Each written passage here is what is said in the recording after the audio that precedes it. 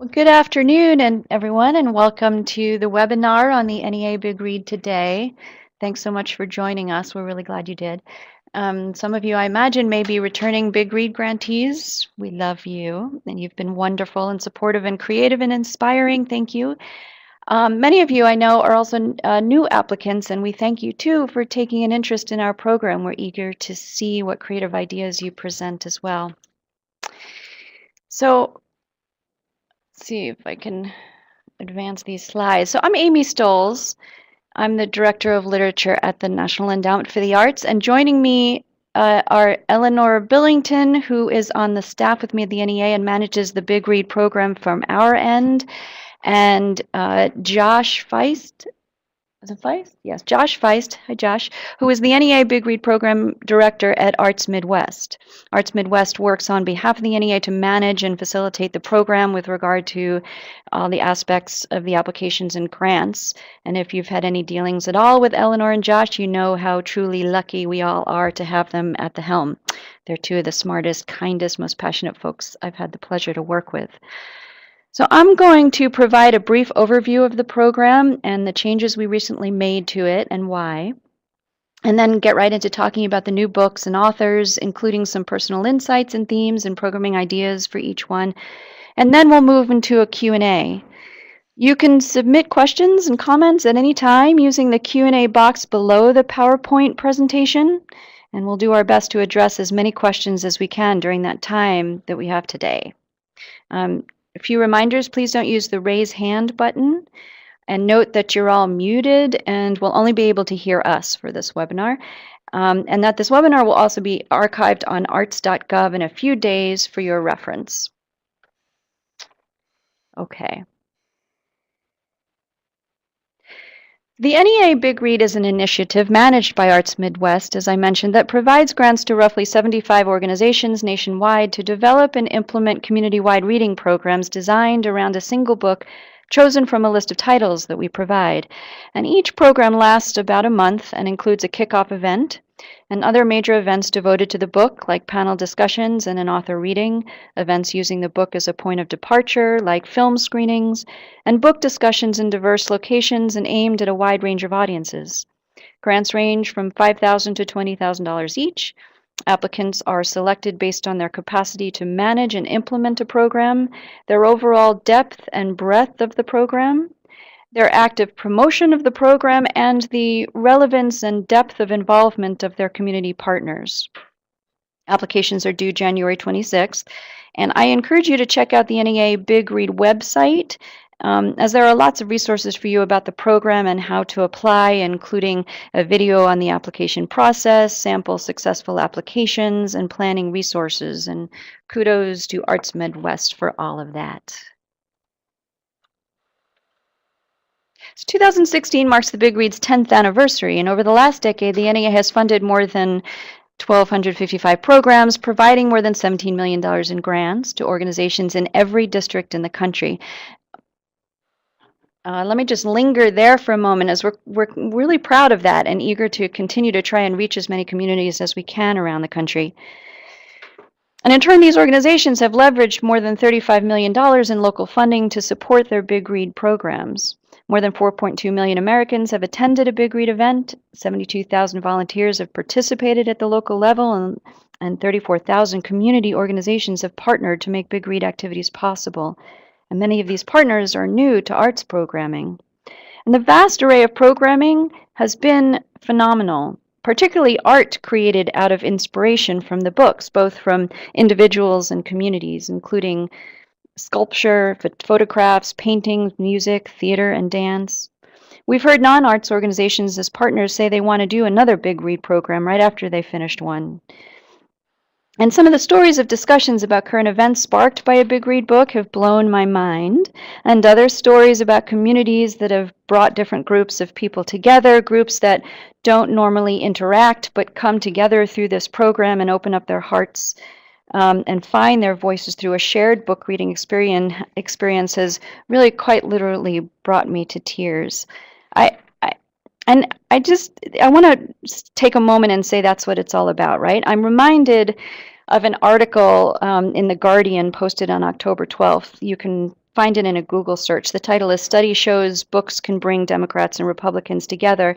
The researchers use data from Goodreads to show how many books, both classic and contemporary, are enjoyed and read by both groups, and that, quote, literature encourages people to discuss their differences in more thoughtful and flexible ways. And I trust all of you know this to be true if you're listening today. Okay. Now on to the updates.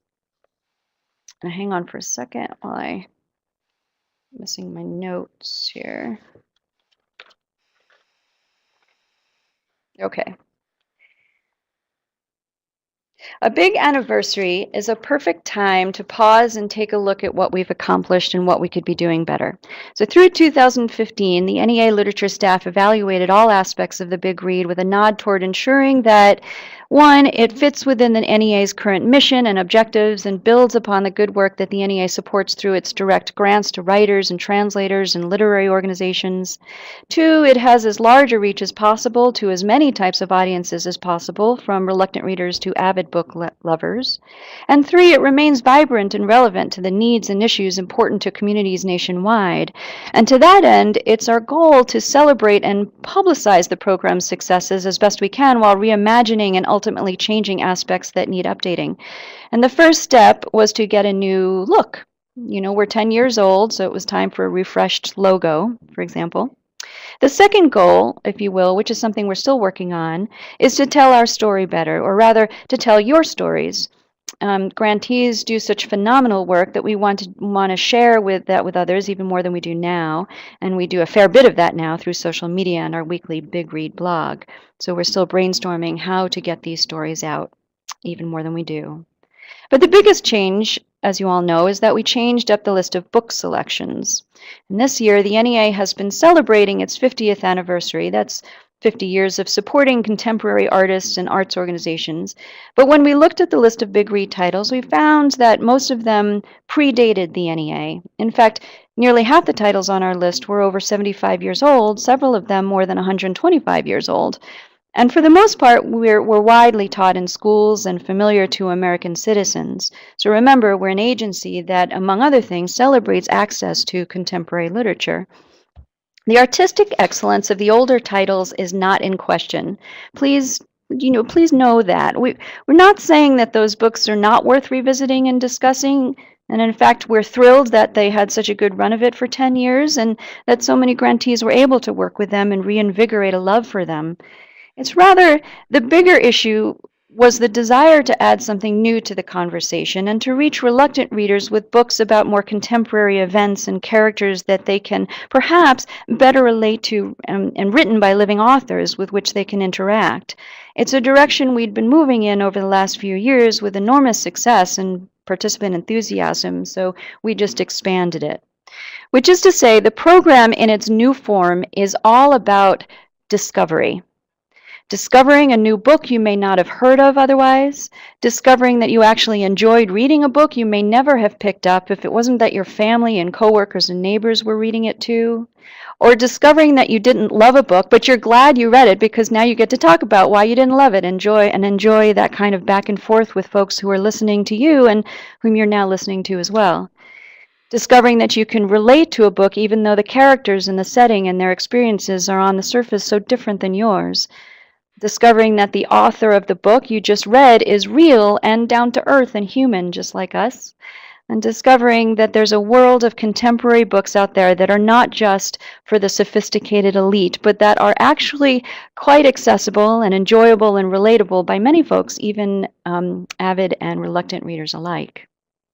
Luis Alberto Urrea and his novel Into the Beautiful North, which is on our list and has been for a while, is a good example of this. His novel is one of our most popular Big Read picks, though it wasn't one most people had heard of before the program. And yet he's so wonderful and amazing with audiences, and the book has resonated so much with all sorts of audiences. So I'm the first to say that this is an experiment. We will continue to look at the program and assess its impact, of course. But so far, so good, I have to say. Our announcement in July of the changes was picked up by over 600 news outlets across the country, reaching millions of people, and the response has been overwhelmingly positive and encouraging. So we're excited. The excitement is definitely palpable, so we're going to continue to pay close attention and see what happens. Okay, these are criteria for selecting new books, and I just wanted to review them. And a little bit about how we chose the new books, and then we'll get on to them. So the criteria for selecting the new books, the capacity here are the 4 points. The capacity to incite lively and deep discussion, the capacity to expand the range of voices, stories, and genres currently represented in our Big Read Library, the capacity to interest lapsed and/or reluctant readers, and the capacity to challenge avid readers and introduce them to new voices, and the capacity to inspire innovative programming for communities. So we've had these criteria for a while now, and they remain important. The only thing we added was what is in italics, that capacity to challenge avid readers and introduce them to new voices. And we added that clause to emphasize, as I said, the act of discovery. Okay, so here's how we did it. We solicited suggestions from NEA staff, former Big Read grantees, and hundreds of NEA grantees and fellows. Staff reviewed upwards of 300 books. It was a grueling period of power reading for sure. One of our literature specialists and I actually maxed out our library cards at 75 books each and had to rely on husbands to take out more books. Eventually, we came up with a long list of possibilities, and with an eye again toward expanding our range of genres, expanding the diversity of voices and perspectives and themes and settings.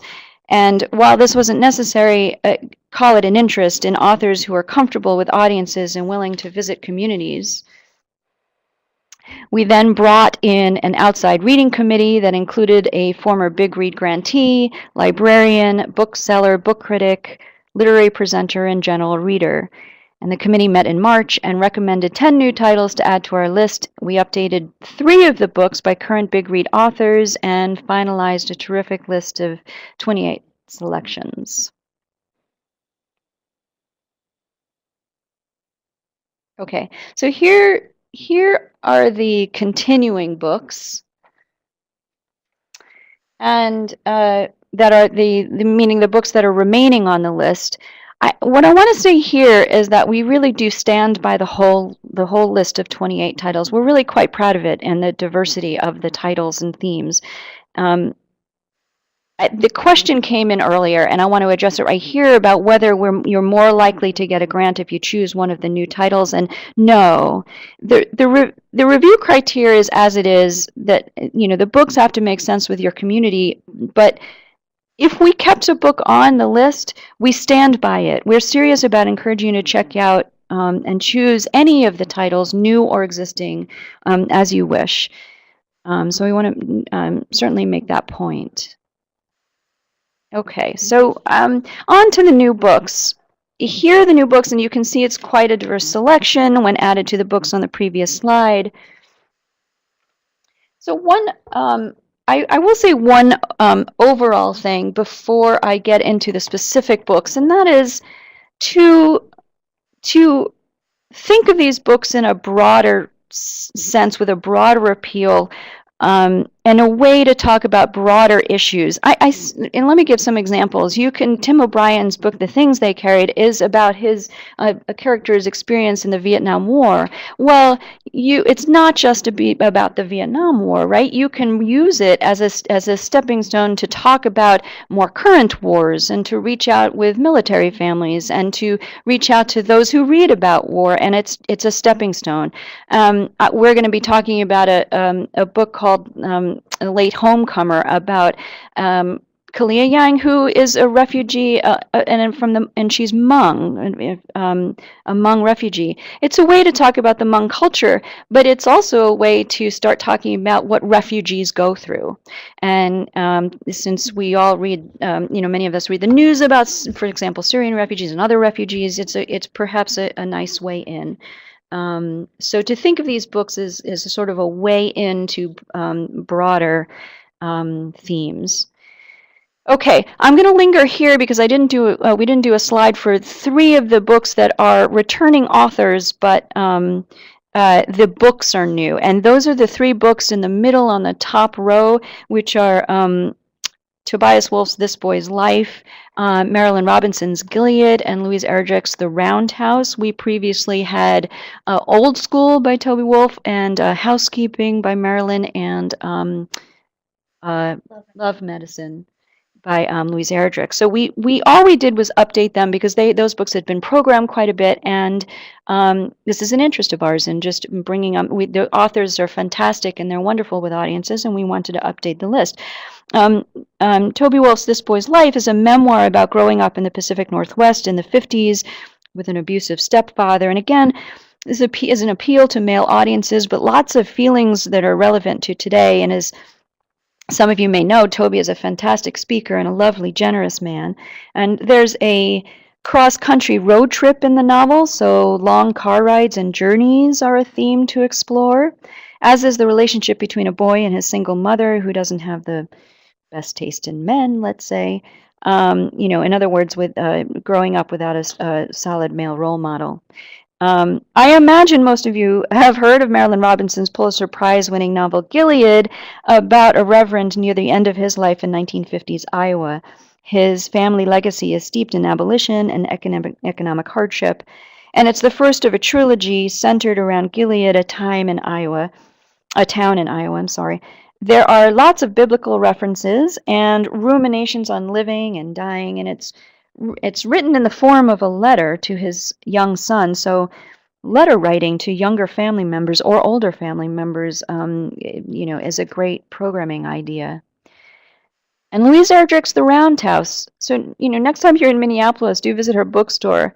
It's terrific. The novel is about a 13-year-old boy in North Dakota, a member of the Ojibwe Reservation, whose mother is attacked, and he's set on seeking answers. And it's a very absorbing, readable, powerful novel that seems to have had a great deal of influence on the passing of the Violence Against Women Act, which had been installed in Congress for years. The issue in the novel, and that plays out in real life, is that entanglements between tribal and federal jurisdictions have made it difficult to go after attackers, which means women on Native American reservations have been left vulnerable to assault without proper repercussions. And so there are themes of violence against women and Native American communities, as well as justice and revenge and trauma. But the novel also shows the good and strong aspects of reservation life and family life. So there's aspects of storytelling and the important myths and spirituality and loyalty and friendships. And also interesting to talk about is the difference between journalism and writing a novel and their effect. Okay. Ways of going home. I want to start just with a comment about books in translation. Because they're new for us, but important. We support books in translation and other things we do here at the NEA, and about only 3 to 5% of the books published in our country are books in translation.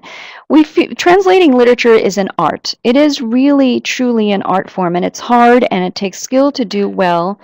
And we hope that if you choose a book in translation or you consider it, that you think about including programming that talks not just about the book itself and its themes, but also about the translation of it and how it has become accessible to us through translation, and what translating a book of literature from another country really means and takes, what is lost, what is captured, that sort of thing. So about Alejandro Zambra and Megan, I didn't know them before telling them about that the book was chosen on the Big Read, but I have been emailing with them back and forth a lot, and they are so generous and wonderful. They're both lovely and thoughtful and funny and quite humble. We have a blog post coming up where right before Thanksgiving, where I asked both of them about what home means to them. So Megan wrote, "Back home is where your cat is." You can see that she's with her adorable cat. So Alejandro actually lived in New York last year. He went back to Chile last summer. They're both in Chile right now. They are both accessible by email, and I'm pretty sure by Skype. They're really excited about being part of the program and are, I think, willing to be be part of programming. Alejandro's other books are worth checking out as well, including his latest one this year called Multiple Choice. It got great reviews. So this book, Ways of Going Home, is particularly accessible. First of all, it's short, and it's a very fast read, but it's multi-layered with two storylines. There's the voice of a boy who is growing up in Chile under the brutal dictatorship of Augusto Pinochet, and then a second voice of an adult man who we come to find out has created the boy as a fictional character in his novel and is very much like he was as a boy. It makes much more sense when you read it. Probably not when I say it. There are the various themes that are worth programming. There's Chile's history, memory, and nostalgia, and whether or not we can trust our memory and nostalgia. There's varying perspectives on one event or time period. There's identity and how we create and maintain or change it. And for example, not just in real life, but our digital and online identities, which can be quite different. This is an important issue, I feel like, for these times, which is if you're creating your own identity, and so many of us are creating our identity on social media, what do you choose to say and what do you choose not to say? And how does that affect how people perceive you? There's the idea of storytelling, the idea of home, as I said, and of course the title, Ways of Going Home, and what that means. So programming ideas, there's certainly a celebration of Chile's history and culture through music and food and art and poetry. There's lots of opportunities for writing workshops. You can ask audiences to describe yourself as a fictional character. What do you keep, as I said, what do you leave out in your story? What events in history defined your childhood? You describe your home and what that means to you. There are also intergenerational activities. You could, because that's important here in this book, you can interview your parents and grandparents about an event in history to capture varying perspectives, and then perhaps have them interview you. You visit senior centers and capture stories that compare to historical accounts. You pick a year in the past and explore newspaper headlines of that time and the advertisements, the music, the fashion, and to compare that to the perceptions that you have. I will also mention that there's earthquakes in this. Chile is known for its earthquakes, and that's in this novel too. And you can investigate the impact of Chile's big earthquakes and talk to people who've experienced earthquakes. Certainly, they've been here in this country. Again, translation. And I will say that if you go on the site and you read about Alejandro and the book, their discussion questions are coming. They'll be up hopefully within the month. Our next, I just mixed up my pages. Okay, our next book is To Live by Yu Hua. And translated by Michael Berry. I didn't know Michael before this, but we've gotten to know him in the past year. He's terrific. He lives in California and is really warm and friendly and smart. We have a podcast with him that speaks to some of these issues of translation, which I encourage you to listen to. It's on the NEA Big Read website. We haven't communicated directly with Yu Hua as he doesn't speak English, but his agent and editor have been in contact with him, and we know he's quite pleased and honored to be part of the Big Read program. And we know from reading some of his other books, particularly his essays, that he's very funny and really passionate about China and compassion and justice and beauty. And his bio on our website is really fascinating. I encourage you to check it out. He started as a dentist, actually, and he lived through the Cultural Revolution in China. So this book is a huge bestseller in China with millions of copies in print and is lauded as one of China's most influential contemporary novels. Though it moves through 4 decades of Chinese history and loss and hardships, the story lives in the details of everyday life and love for one's family. So again, the issue of translation, which Michael speaks to. There's also the themes of Chinese history and culture, and forgiveness, and family relationships, particularly during hard times, community support, what it means to live, or what we hope it means. In terms of programming, there's obviously Chinese history and culture, the food, music, and art. That could be programming around the Chinese New Year.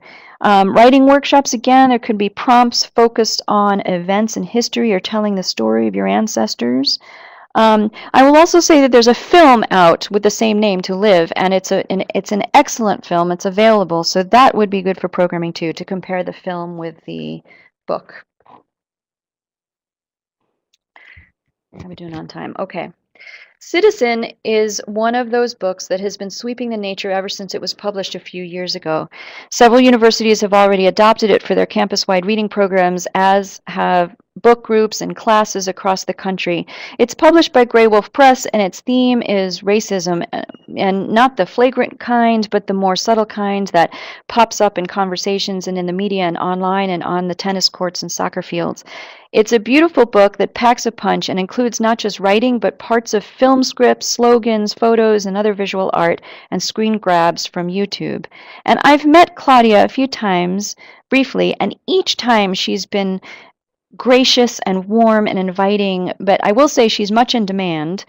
Um, she recently won a MacArthur Genius Award and is well into new endeavors. But because she's been so generous with her time, there's lots of information about her and Citizen online, including a full resource page that Grey Wolf Press put together that includes links to other sites, as well as advice on how to create safe spaces to talk about a book like this. So I encourage you to check it out. I also will say that I know her editor, Jeff Schatz, and her publisher, Fiona McRae at Grey Wolf, very well. And they're always available to speak to as well. In terms of programming, visual art in response to the book would be great because there's so much visual art in the book itself. So there can be a discussion of how visual art interacts with the text, and as well as film. And talk about what it means to be a citizen and do portraits of citizen. She pays a lot of attention to design. The book itself is designed really well. One could design his or her own cover for, if you have a book called Citizen, how would you design the cover for a book called Citizen?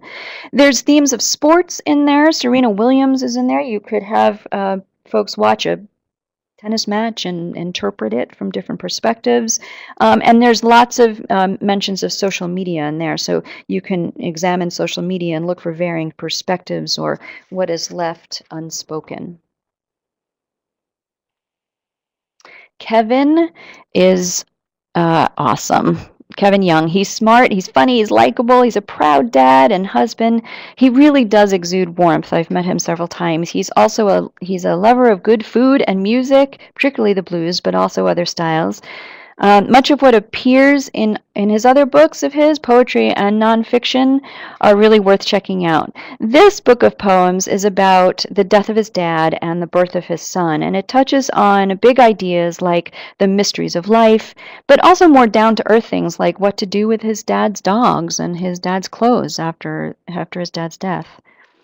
We should say that we're working on a blog post for December that talks about how to discuss a book of poems. That's coming soon. And in the meantime, there are resources for this on the sites of the Poetry Foundation and the Academy of American Poets, which actually put up a special page on our 3 Big Read poetry titles. So programming ideas, there could be a potluck with comfort food, because he's sort of big into that, which is, what is comfort food to you?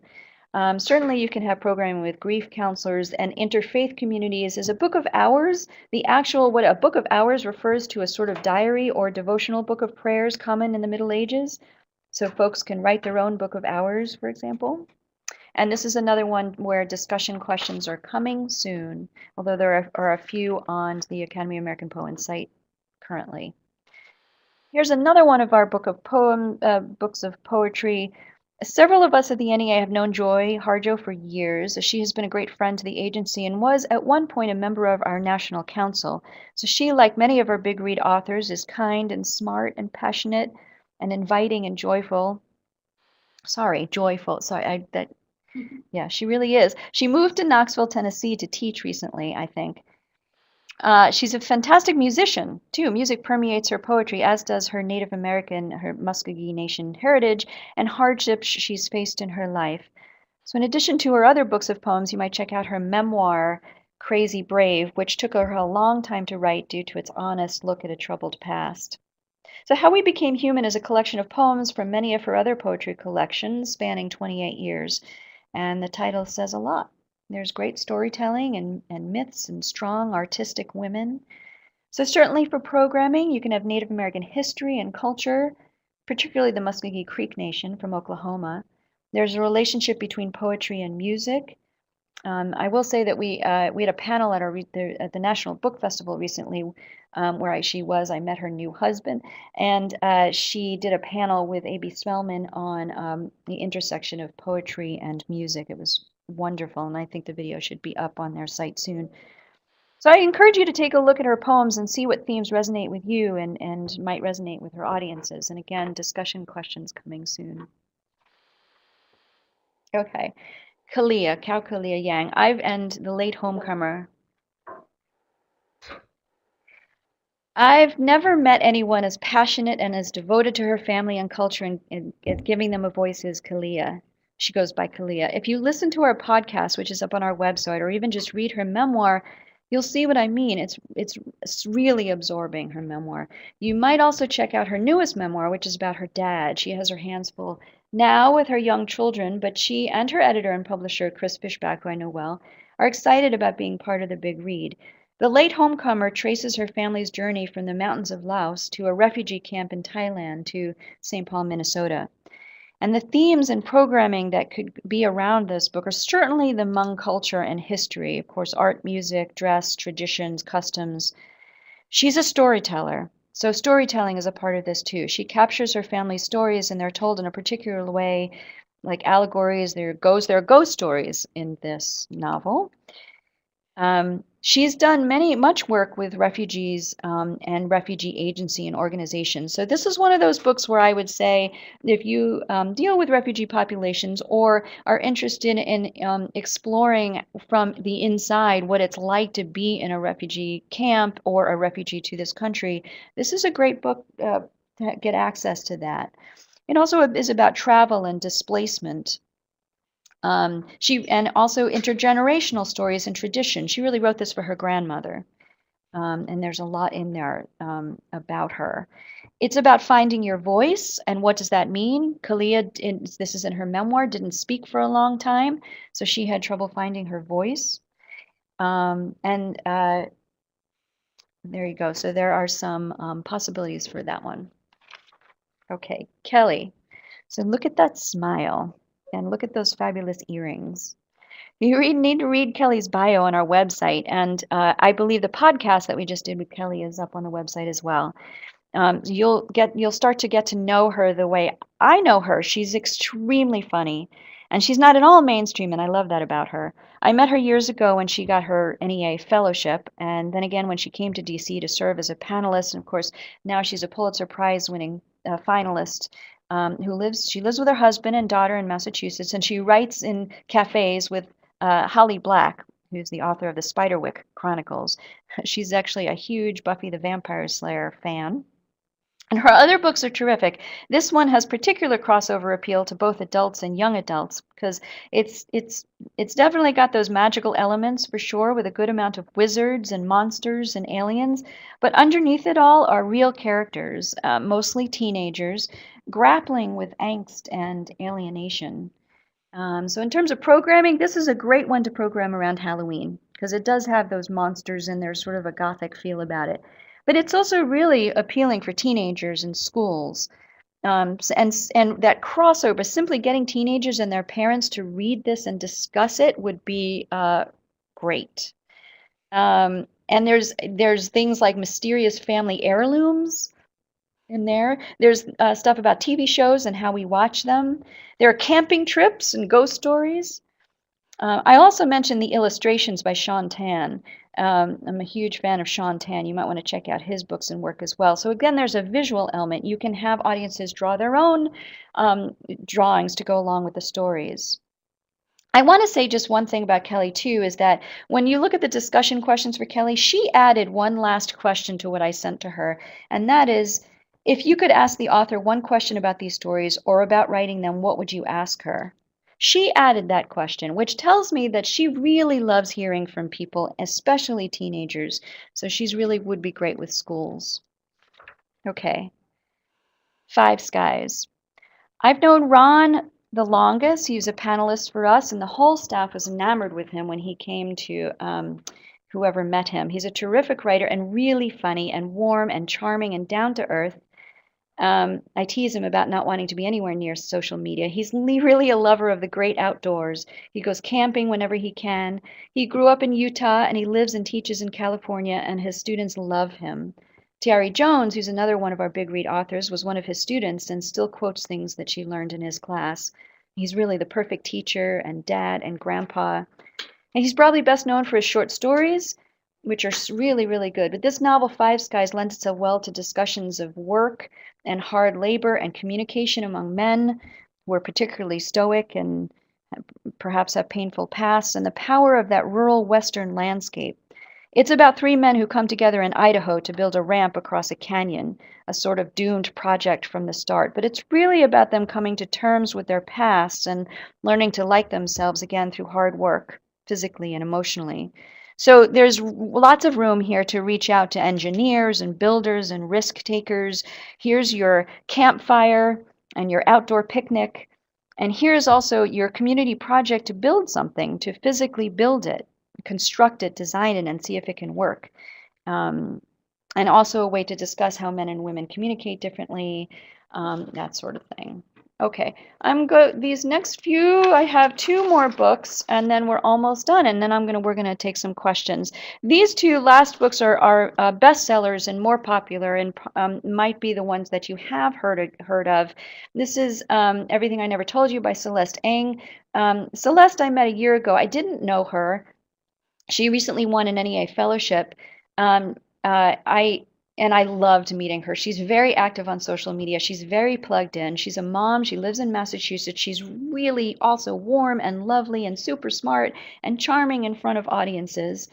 Everything I Never Told You has been translated into 16 languages, and it is a bestseller. It's a page-turner about a biracial Chinese-American family in 1970s Ohio after the drowning of the oldest daughter.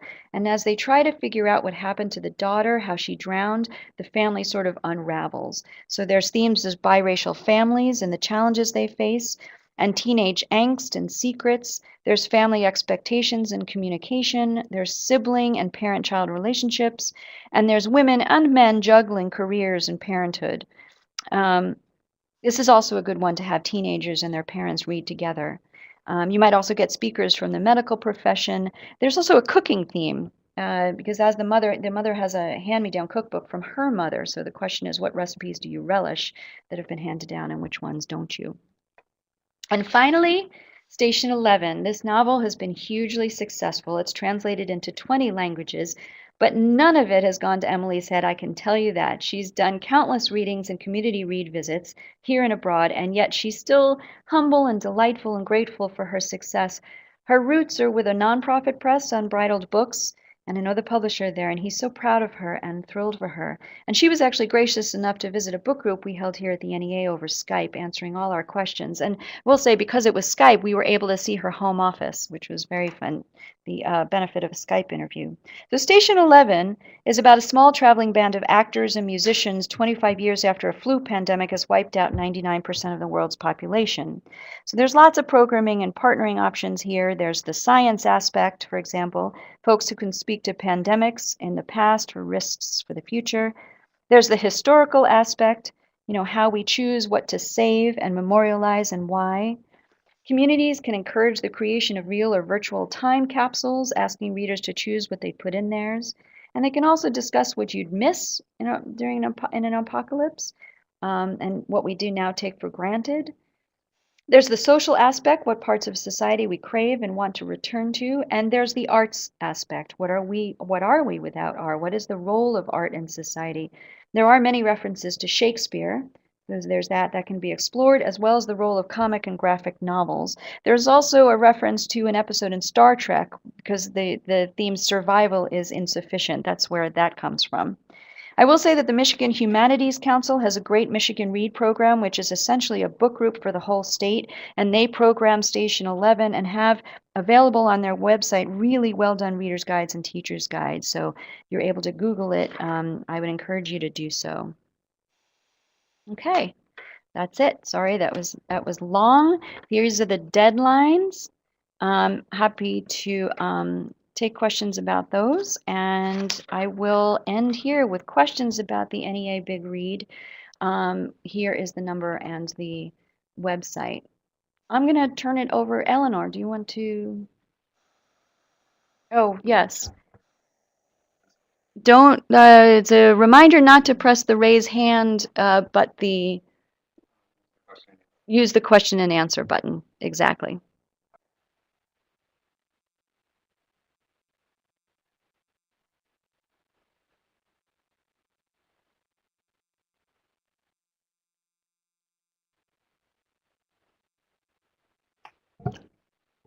Testing, 1, 2, 3.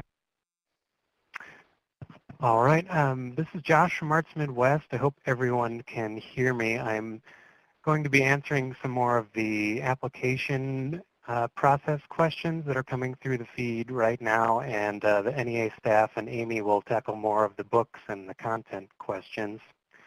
I have a question here that rose to the top by Mercedes. And her question, just to reiterate to the audience, is what is a good way to reach refugees in the community without making them feel that you're putting them on display? They say that we have several Burmese families in our community, but we don't really see them in the library.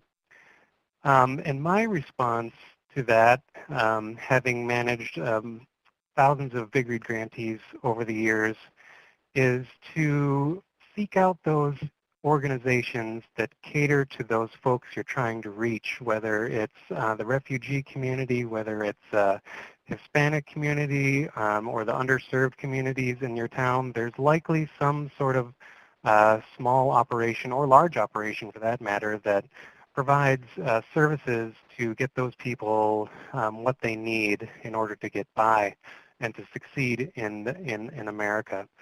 So my suggestion would be to seek out those organizations and bring them to the planning committee table. Any good, successful Big Read starts out with the planning committee that's formed with representatives of several different organizations in the community. You probably have a library representative on that committee. You probably have maybe the local museum, somebody from a local business or a university. Bring those people to the table and bring a representative from that organization that caters to those communities you're trying to reach and ask them, what do you think we could do to get these people to participate? And I'll just provide 2 examples furthermore. I saw a really great event, and I actually had the opportunity to participate in it from a grantee in Spearfish, South Dakota. They put on an event where they tacked up a world map to one of their gallery walls, and they invited everyone in the community, not just the audience that they were trying to reach. They were reading The Namesake by Jhumpa Lahiri, which is about an Indian American community. They were trying to reach them, but they put on this event with the approach that everybody has an immigration story. And everybody has ancestors from other places, especially in this country. So they asked people to look at that map, draw the line from where their great-grandparents or great-great-grandparents emigrated from to Spearfish. And by the end of the night, there were all these ropes coming from all over the world into Spearfish, and every type of walk of life was represented in the audience that night. And the other suggestion I would have is that you can seek out participation through contests where people don't necessarily have to show up, but they can produce a product that's on display. One suggestion would be a writing contest where people submit short stories and based on what inspires them or some prompt. You can do art contests, again, based off inspiration from their take on the book that you've chosen for your big read. So those are just a few ideas. Sorry, that's a long answer. Josh, thank you so much. I'm sorry about that. This is Eleanor. My audio went out for just a minute, but I'm back. And I said earlier that we're continuing to answer questions, and we'll be here for the next 10 or 15 minutes. If you have questions, please remember to write them in the Q&A box and don't use the raise hand feature. We have a couple of questions about the programming timeline. The first one is, can programming be done over the course of a month, or could we stretch it out to a longer period of time? And the short answer to that is yes, you can stretch it out. Most programming happens over the course of a month. Josh, do you have anything else to add about that question? Yeah, we recommend a month just for the reason that you can make a very powerful punch with in a short amount of time, so people can really keep going to event after event after event. It all depends on your target audience, though. If you're trying to reach different target audiences, it might make sense to draw it out over a longer period of time. But the default recommendation is 1 month to keep people engaged. Thanks, Josh. We have another question about how communities choose their Big Read books. And Josh, I'll let you speak to this, but I've talked to a lot of folks over the past couple of weeks who are looking at polling their community, at sort of crowdsourcing their Big Read selection, maybe forming a committee to narrow down the list to maybe 2 or 3 titles, and then having their community members vote on those titles. So that's one idea that that has been used over the past couple of years. But Josh, I'll let you talk about some others. Yeah, I would say that that's the most common, so I wouldn't add much to that, but there are multiple formats that survey can come in. You can do it through a local newspaper where people will call in or email. You could do it through a SurveyMonkey. You could do it through a Google form. You could do it through a Facebook poll or a Twitter poll. But that's by and large the most common method for people to try and decide out of 3 or 2 what book they want to read. And that builds community buy-in as well. If people can have a vote and what book that they want to read, that helps spur engagement as well. Thanks, Josh. We have a couple of questions about the idea of reluctant readers, and I know Amy mentioned that a couple of times in the presentation. And the questions are referring to adults or adolescents. So this individual wants to know, do we mean reluctant readers that are adults, adolescents, or both? The Big Read program was initially begun in a response to drawing in reluctant readers and having them read for pleasure. So I think we would answer that yes, it's to address reluctant readers at all ages, but it's also to address the act of discovery. So I don't know if, Amy, do you want to talk a little bit more about that, or? It just says mostly adults. There's not. Sorry, I was just talking with Amy, and she wanted me to tell you all that it's certainly for adolescents, and schools can be involved, and school districts are eligible to apply for grants, but some of these books are more for adult audiences. And sometimes they're more for audiences who are avid readers, people who read already and don't know about some of these authors and are ready to discover something new.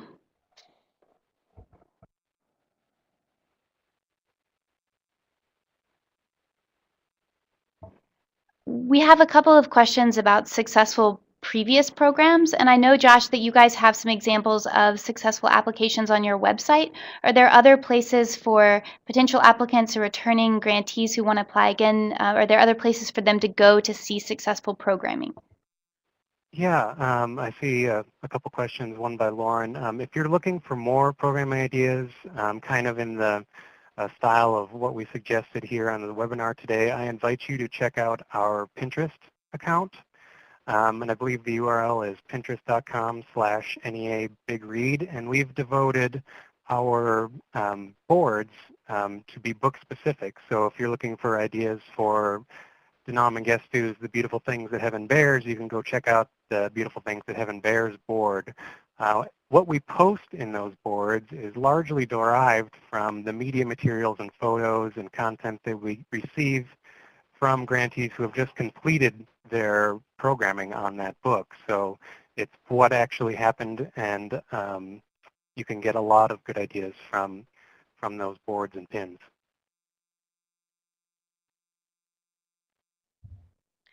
Thanks, Josh. Again, we have a couple questions about corresponding titles for younger readers, and I know that there are lots of Big Read programs in the past that have had something like a Little Read, where they have their primary Big Read title that's selected from our list, and they have a corresponding title that's more appropriate for a younger age group. And so, Josh, do you have ideas or suggestions for where people might look for those corresponding titles if they are working with a younger audience, or if you have examples of other communities who have done that successfully? I would say that the majority of our Big Read grantees do some sort of companion read, whether it's a little read or what have you. And usually if they're calling in asking for suggestions and they're not a librarian, I ask them to go to their public library and say, we're going to do, this book, as you know, because you're a partner or something like that. So can you give me some ideas of some books that might work with this thematically that we could give to the younger crowd so that the whole family could participate? You might also, jump online. Goodreads sometimes has some good suggestions, or if you pick an author like Julia Alvarez, who's on the list, she has a body of work that spans all ages. She does children's books as well as adult titles, so that would be my suggestion. Thanks, Josh. To that point, we also have a couple of questions about, again, multiple books. Yes, there would be the featured book that you would apply for, but can others be a part of the activities? And Josh, of course, I'll let you weigh in on this as well, but the short answer to that is yes. Again, we see a lot of communities who apply for a particular title from our list, but they do ancillary programming around books that might be suitable for elementary school kids and sort of what Josh just talked about. So you can have more than one book as part of the program, but we would encourage you to focus the majority of your activities on that Big Read book from our list. So Josh, I don't know if you want to add anything to that. No, I have nothing to add. I think so.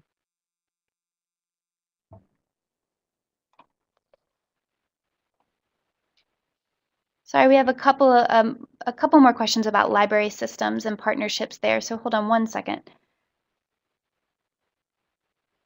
There's a question about recommendations for multiple library systems that are in the same metro area partnering on a Big Read project, and recommendations for that, and I'm assuming this means recommendations for working together as a library system.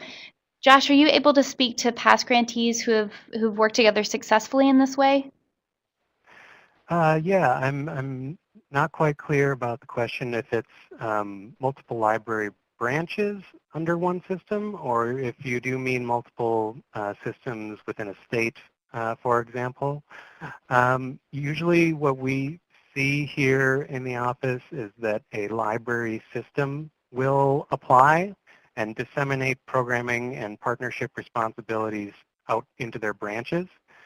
That's what's most common that we see. It's not to say that two large library systems, each with their own branches, could coordinate and do something larger. It all depends on your capacity and what's feasible in your location. If you have an established relationship with other library systems and you can easily facilitate that, I say go for it and try to reach as many people as possible and get as many books into as many hands as you can.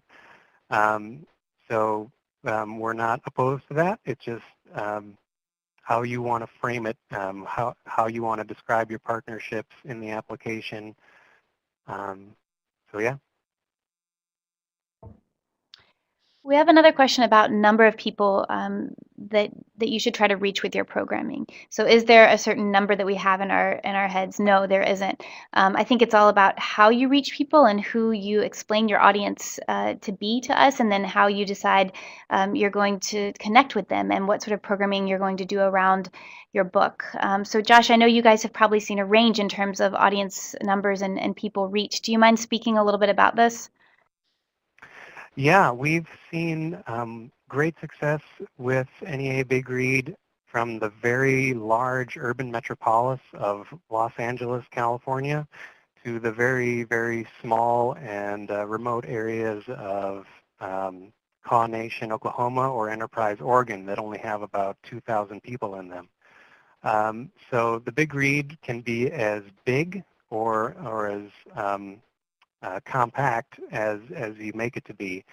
So in terms of audience numbers per event, obviously we want to see as many as possible, and that all depends on your partnerships and programming to some extent. But as long as people show up and are engaged, we call that a success. We also have some questions about community size itself. So would a small community be disadvantaged? And of course, the answer to that question is no. It's all about the way the application is written and how you're reaching your community. You can have a really deep impact in that community. And Josh, you've already sort of been talking about this. Do you mind just providing maybe a couple more examples of larger communities that have done programming and then other smaller ones that were just as successful and that type of thing? Yeah, I can do actually 2 examples from Texas, if nobody minds. There was a large community Big Read done in Dallas not too long ago where they were giving books out at the transit station as people were commuting back and forth from work, and they had a large kickoff event in a very public square where they had musicians and book handouts and performances of all different types, including visual and dance and that sort of thing. And then in Cross Plains, Texas, which is a fairly small community, they had book discussions at the local senior center and some at the library. And then they had local businesses participate by offering special menu items that kind of related to the book in some way.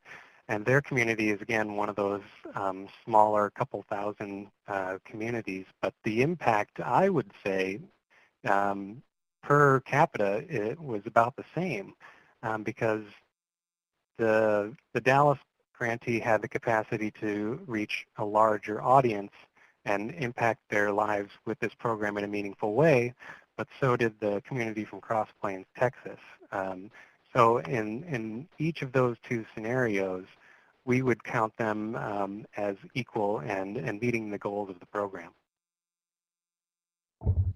We have a couple minutes left, and there's a budget question that I want to go ahead and toss straight to Josh. It's basically asking, how would you spend the $10,000 or $20,000? What are examples of things that you can do with Big Read grant money, advertising, book purchases? Josh, do you have some examples for us? Yeah, I do. Well, first off, let me say budgets can be complicated. That's I'm not going to beat around the bush there. So if you have a budget question, I would encourage you to call us or email us based on what's on your slide right now at Arts Midwest, and we can go through a budget with you so we can kind of help you understand what's common. But I will say that book purchases are very common. There should be some book purchases on your budget no matter what. But in all other cases, if you have a budget question, it's best to just call us here at Arts Midwest and we'll help you out. Thanks, Josh, and that's a great way for us to end this discussion. There are so many questions we did not get to, but as Josh mentioned, on the slide right now is all the contact information for his team at Arts Midwest. They're fabulous, and they will get back to you very quickly. They've been working on this program since we started it 10 years ago, and they are a wonderful resource. There were a couple of questions that came in about this presentation. Will the slides be downloadable? Is this going to be available later? And I just want to reiterate that it will be archived on arts.gov so that you can watch the entire presentation again if you'd like to, or if you missed it or want to refer a colleague. There were also several questions about specific programming around certain book titles, the books that are remaining on the list that are not part of the 10 new ones or 13 new ones that Amy talked about today. And I think Josh's recommendation of visiting the Pinterest pages for those books, as well as visiting the Big Read website, will be really helpful because there are lots of examples of community programming there. You can actually search communities by book. So if you're interested in a specific title, you can see what other communities are programming right now this year. Also, I would recommend calling Arts Midwest because, again, they have a lot of great ideas for specific programming around specific books. If we didn't get your question, I highly encourage you to just email it to us and we'll get it answered. That sounds perfect. Josh, thank you so much. Amy, thank you so much. Thank you. Everyone have a good afternoon. Thanks for attending. Thank you.